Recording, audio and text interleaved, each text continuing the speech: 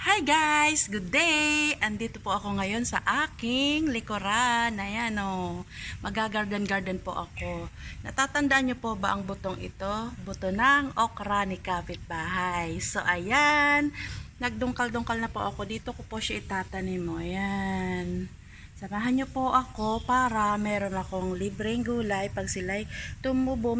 Actually meron na po siyang tubo-tubo kasi sabi nung aking husband ay ibabad ko daw muna sa tubig. Meaning yung tela lang po ang binasa ko tapos ayan binabasa-basa ko lang 'yon.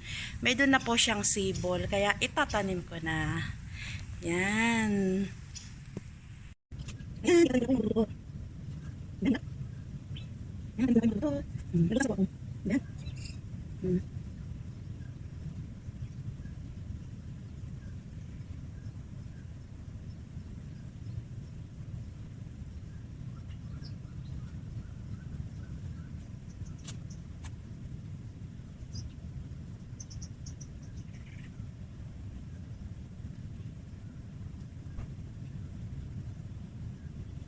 Ayan po, tapos ko na pong itanim. Balikan ko na lang po kayo pag tumubo na.